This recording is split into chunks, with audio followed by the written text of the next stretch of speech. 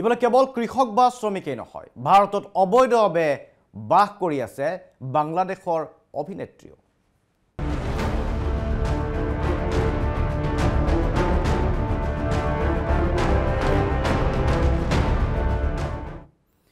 কলকাতা আৰক্ষীৰ অভিযানত এগৰাকী বাংলাদেশী সুন্দৰী জালত পৰাৰ পাছতেই পোহৰলৈ আহিছে এই বিস্ফোৰক তথ্য। অভিনেত্ৰীগৰাকীৰ পৰা আৰক্ষীয়ে জব্দ কৰিছে কেইবাখনো ভুৱা নথি, ভাৰতীয় ভোটাৰ কাৰ্ড, আধাৰ কাৰ্ড আৰু পান কাৰ্ড। কিন্তু কোন এইগৰাকী বাংলাদেশী অভিনেত্ৰী?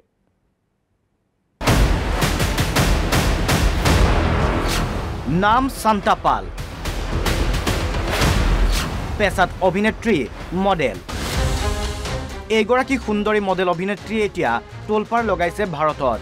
মঙলবাৰে অভিনেত্ৰীগৰাকীক কলকাতা আৰক্ষীয়ে গ্ৰেপ্তাৰ কৰাৰ পাছতে পোহৰলৈ আহিছে চাঞ্চল্যকৰ তথ্য।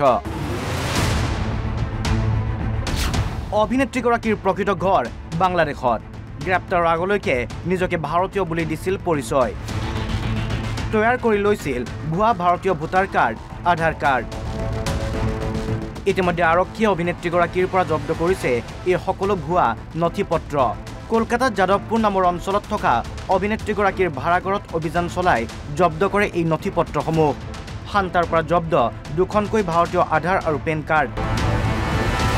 পৃথক পৃথক ঠিকনাত তৈয়াৰ কৰা হৈছিল 4খন কাৰ্ড। আৰক্ষীয়ে জব্দ কৰিছে এখনকৈ ভোটাৰ আৰু ৰেচন কাৰ্ড। জব্দ কৰিছে এখন বাংলাদেশী পাছপোৰ্ট, ঢাকাৰ এখন হায়াৰ ছেকেণ্ডাৰী বিদ্যালয়ৰ এডমিট কাৰ্ড। কলকাতাৰ আৰক্ষীৰ সূত্ৰই প্ৰকাশ কৰা তথ্য অনুসৰি 2024 চনৰ পৰা ভাড়াঘৰটোত বসবাস কৰি আছিল শান্তা। এই ভাড়াঘৰটোত থাকিয়েই বিভিন্ন সৰু বৰ বিজ্ঞাপন, টিভি চিৰিয়েল আদিত কাম কৰি গৈছিল শান্তাই। এখন তেলেগু চিনেমাতো অভিনয় কৰিছিল শান্তাই।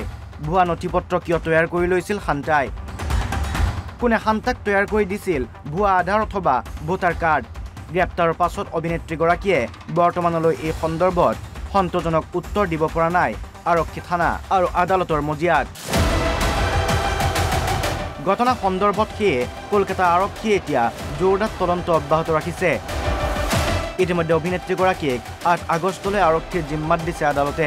উল্লেখ্য যে বাংলাদেশৰ বাৰিশাল নামৰ অঞ্চলৰ মূল বাসিন্দা শান্তাই নিজৰ দেশত বহু সৰু বৰ মিউজিক ভিডিঅ', টিভি চিৰিয়েলত অভিনয় কৰিছিল। কেইবাটাও সংবাদ মাধ্যমত এংকৰিং কৰাৰ লগতে সৌন্দৰ্য প্ৰতিযোগিতাতো অংশ লৈছিল শান্তাই। National desk, NB news.